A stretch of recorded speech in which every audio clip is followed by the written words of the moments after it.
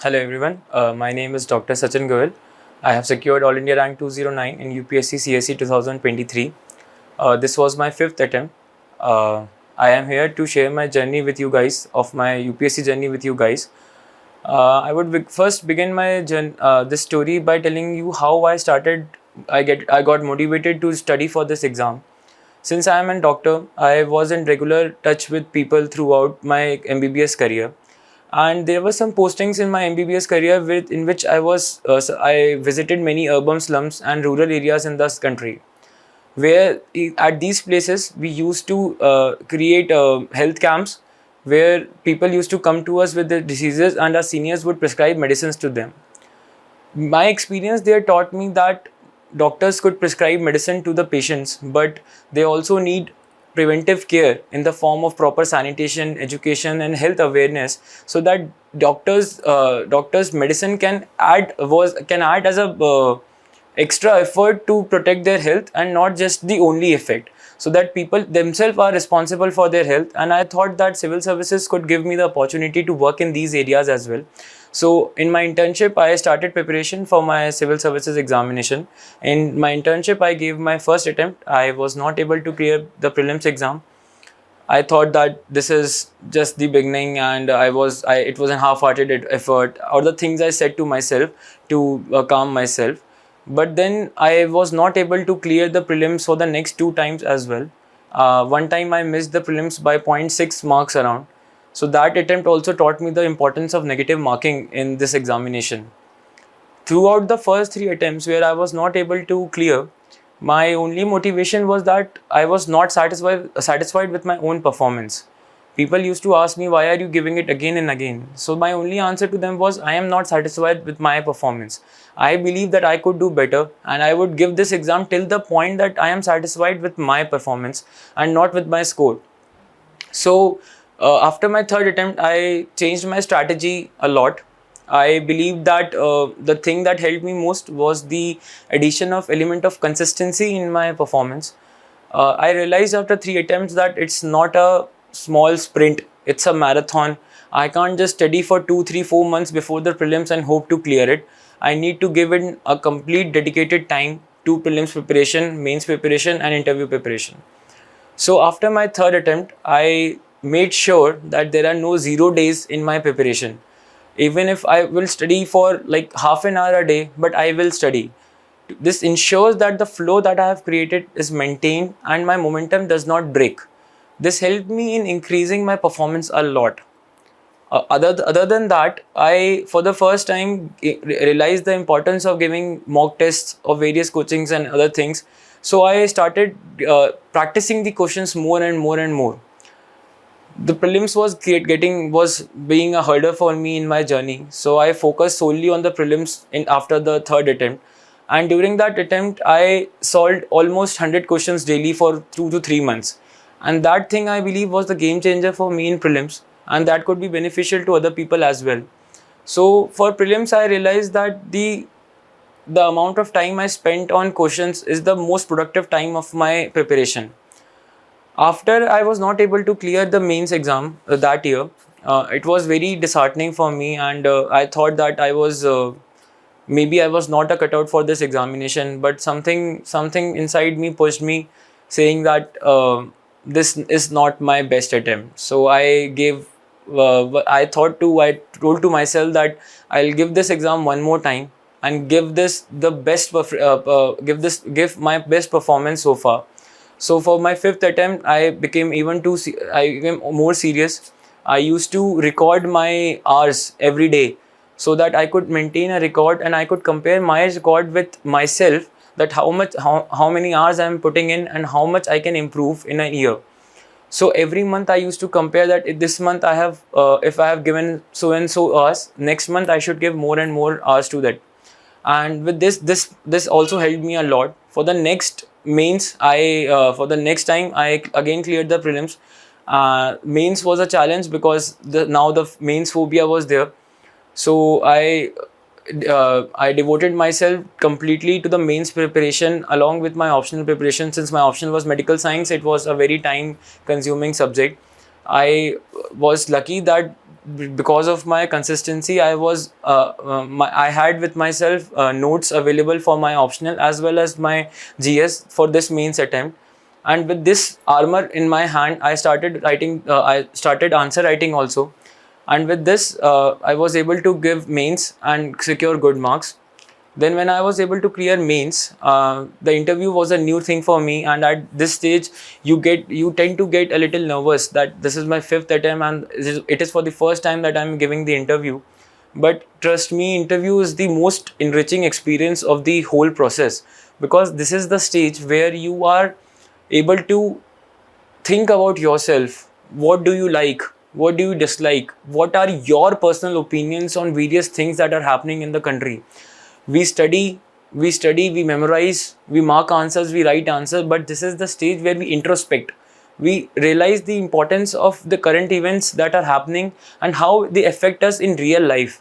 So interview process, since my interview, I got almost 3 months for my interview preparation. It was a good amount of time, and I was able to give a lot of time for this process. And this was the most enriching experience, enriching 3 months of my whole preparation.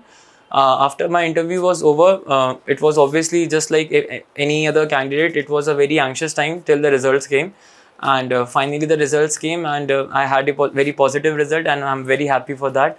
And I wish that anyone who is watching this video gets to experience this journey the way I did, and gets to experience the end as well the way I did. So I would also like to share some of my strategies that I followed during this UPSC journey. Starting from prelims, I believe that the best way to prepare for prelims is just to remember one line, that practice and revision is the key for prelims cracking. No matter the material, the market is flooded with a lot of resources and materials. You don't have to indulge yourself in every resource that is available on the market. Stick to your standard sources, whichever you have chosen for yourself. Have faith in yourself that the books that you have chosen are of good quality and have good content in them. Stick to those one or two resources, revise them multiple times. Revision is such an important thing in this prelims, and considering the change in pattern that has happened over the last 1 or 2 years, they are not checking your depth, they are your vastness of knowledge. They are checking whether you are more confident about the things that you know. So if you are confident about the things that you know, you will answer those 1 only, 2 only, 3 only type questions very easily. So I believe revision has become more and more important in this exam. Also practice. See, prelims is an MCQ paper, and when you practice around 100 MCQs or 50 MCQs a day for at least 2 to 3 months, there's a good chance that you won't know more than 50 to 60 questions in those MCQ tests of 100 questions. But those questions that you don't know and you attempt them will help you enhance, develop a conscience in you, which will help you in tackling the questions in prelims exam as well. In prelims exam, there's a very good chance that you won't have the answer for absolutely confident answer for more than 50 questions in the paper. But you can't clear the exam with those 50 questions only. You have to attempt some more questions. So what those questions, for increasing those attempts, that conscious that you have developed during those practice sessions will help you, and will help you guide through the hurdle of prelims exam. This is one thing that I changed in my preparation, which helped me crack the prelims after third attempt. So this is about the prelims. For the mains, the main element is obviously answer writing. So there are multiple ways people prepare for answer writing. I believe there are two important aspects of answer writing. One is the completion of paper within the prescribed time, and second is the content in those answers. So since I had a medical background and my colleges used to have the similar 3 hours paper in which we have to write a lot of stuff, so I had a practice of writing fast and completing the paper. So when I actually started my answer writing, I did not actually practice my answer writing very much. I almost wrote the first formal mock after I got selected in prelims in my 4th attempt. So that was a very, I must not say it was a very bold move from my side, but actually it helped me. So I should say that. But in that first attempt, I got to know that I was able to complete the paper in the prescribed time. I was able to write fast. So time completion was not an issue for me personally, but my issue was lack of content. I had a very poor content at that time. So for the next 2-3 months, I focused on increasing the content of my answers and how I could increase 1 or 2 marks in every question in every paper. So you have to write a lot of mocks. I believe that this is my personal opinion, that writing a 3 hours mock is any day better than writing half an hour daily or 1 hour daily. Because sometimes when we write a paper, in the beginning of the paper we might be a little slow, but sometimes we catch up, we increase our speed during the later half, and we eventually complete the paper. This used to happen with me. So I gave around 20 to 25 mocks between the prelims and mains paper, including the mocks that I gave for my optional subject.